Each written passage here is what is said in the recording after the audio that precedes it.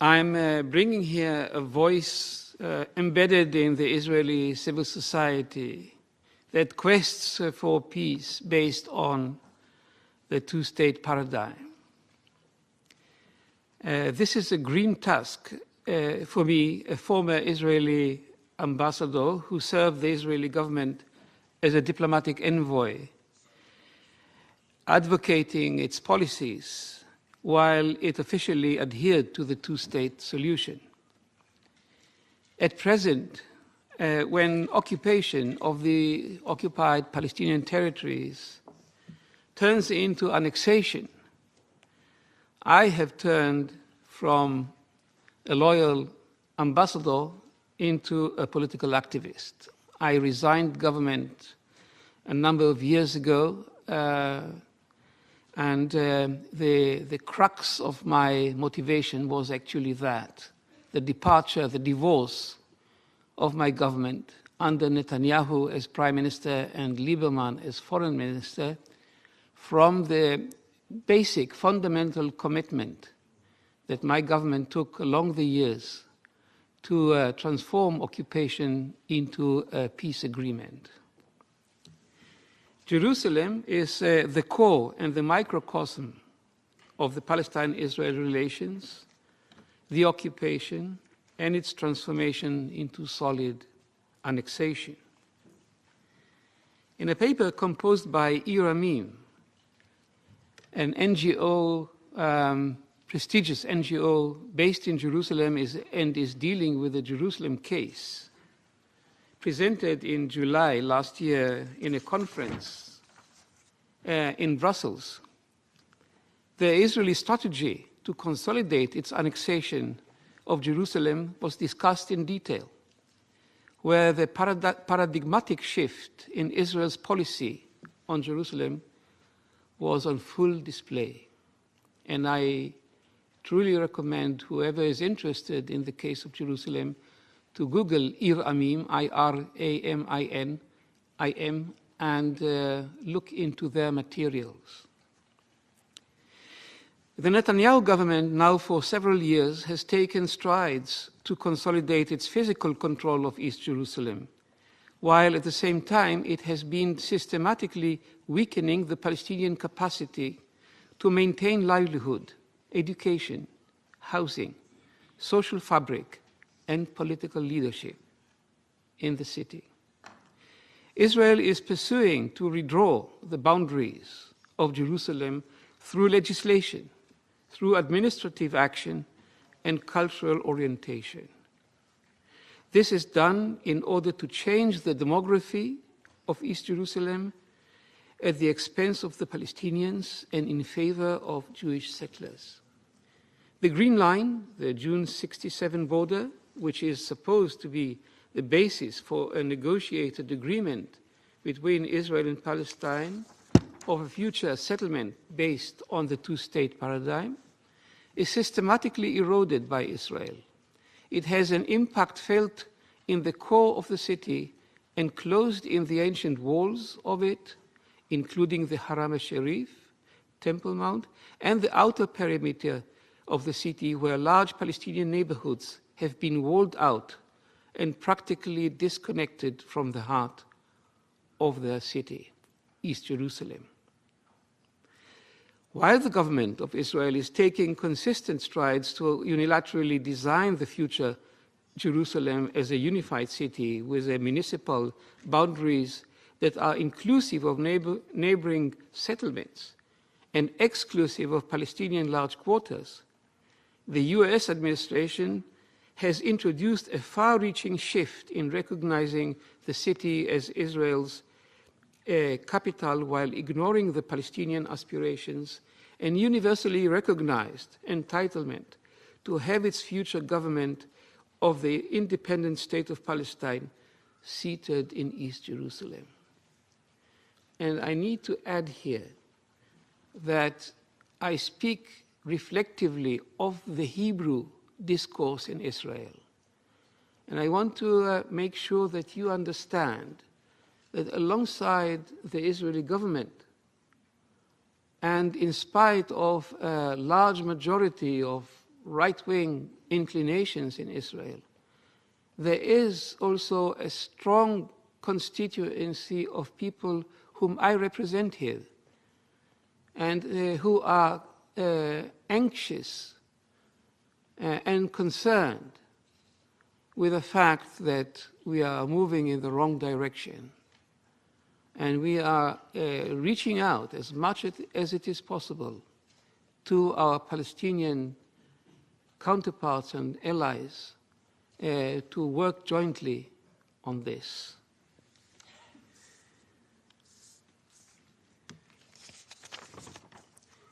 On the legislative level, the government has promoted bills that would transfer 120,000 Palestinian Jerusalemites residing beyond the barrier in such quarters as Kufr Aqab, Kalandia, or Aram. This was to be done by simply withdrawing the municipal boundaries to exclude them, the most crystal clear case of gerrymandering. And at the same time, a separate motion was aiming to add to Jerusalem municipal boundaries adjacent settlement blocks, such as Ma'ale Adumim E1 to the east, Givat Ze'ev to the north, and Givat HaMatos Gush Etzion to the south, with 140,000 Jewish residents. While moving relentlessly to transform the outer perimeter of the city into an Israeli municipal space, it is also pursuing to change the fabric of the old city, which is the core of this urban space. Demographically, the challenge is tall. Compared with approximately 100,000 Palestinians residing within the walls, only 3,000 Jews live in the Jewish quarter and about the same number in the Muslim quarter. The government of Israel is executing systematic eviction of Palestinian residents in buildings built on land owned in pre-48 Palestine by Jewish individuals or societies. In Sheikh Jarrah, for example, there are now 75 Palestinian families awaiting forced eviction by court order. It is important to note that Palestinians who were possessing property beyond the 48 lines in West Jerusalem have no such luxury to claim this property back. This is a simple, clear case of opposite entitlement. Jews can claim property, Palestinians cannot. In Batad al-Hawa, Silwan, 100 Palestinian families are facing imminent forced eviction on similar grounds. Past experience tells us that once a family is removed from its home onto the street, settlers immediately move in to exercise ownership on the evicted property. There is no way back. In recent years, we have seen projects that serve as touristic settlements. Not only that properties in the public domain are entrusted to extreme nationalist settler NGOs like El-Ad or Ateret Kohanim, but through them a one-sided narrative is being portrayed and consolidated, the Jewish narrative. Such narration of the Israeli story in association with ancient Jerusalem, as well as the modern city, is setting step by step the global perception of the city, where the Palestinian story is simply losing ground and will be extinct in the future not too far if attention is not being paid to this. And I think it is a tall order for the world to do pay attention to this.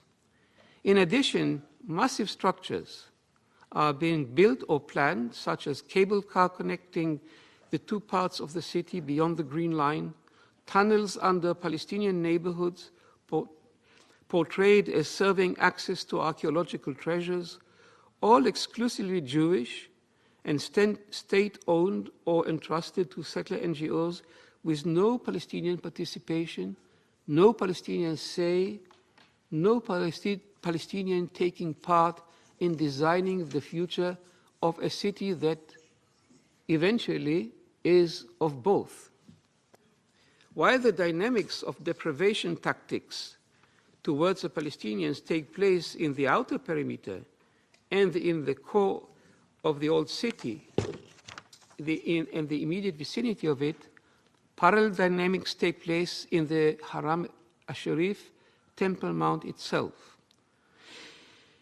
But I want to emphasize another point. Since March 2009, when Prime Minister Netanyahu launched his new cabinet, he indicated off and on record his irrevocable divorce from the two-state paradigm leading to peace. In retrospect, his drive to annex the city and the West Bank in general is evident in every move. In a few hours, we Israelis will go to the ballots. Most pundits predict another victory for Netanyahu. But even if he loses, he leaves behind a legacy, a zeitgeist that will take a generation to heal, a lost decade for us all. In a formative speech, and this would be my last point, in a formative speech Netanyahu delivered in Bar Ilan University 10 years ago, almost to the day, in June 2009, he said, "Let me first say that the connection between the Jewish people and the land of Israel has lasted for more than 3,500 years. But we must also tell the truth," he says, on record, in public. Within this homeland of the Jews lives a large Palestinian community. We do not want to rule over them. This is a fundamental conviction of Netanyahu. The land is in exclusive possession of the Jewish people. The Palestinians are a large community in residence on Jewish-owned land. I recognize the presence of Ambassador Mansour. Neither he nor any Palestinian leader, neither any Palestinian individual would ever be prepared to accept this formula: exclusively owned Jewish land and Palestinian community, however large, in residence as guests on a Jewish land. That is an absurd. But this is what governs the collective mentality of my government at this point.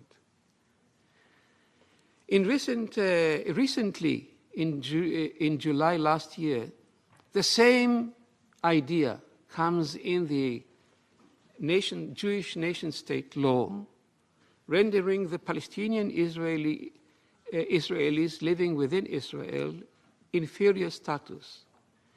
The Jews have exclusive rights to purchase land in Israel. The Arabic language, hitherto equal to its status with Hebrew, is now demoted to a lower level. In a recent skirmish over the social media with a television presenter, he responded, and I quote, "Israel is not a country of all its citizens.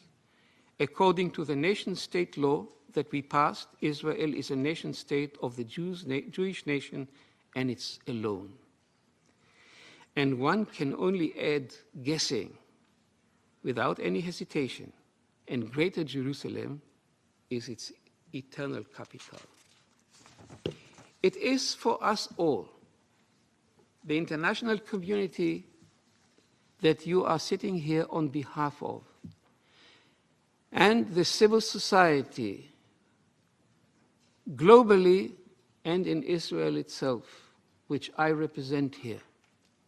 It is an urgent task to regroup and rethink our tactics and strategy, to change the trajectory of the dynamics in the Middle East in a way that allows the Palestinians a proud state alongside Israel within the territory of the Green Line of 67. We take enlightenment in the Security Council Resolution 2334 of December 23rd, 16, which demands distinguishing between Israel and the occupied territory beyond the Green Line. That is our vision just as well. Thank you very much.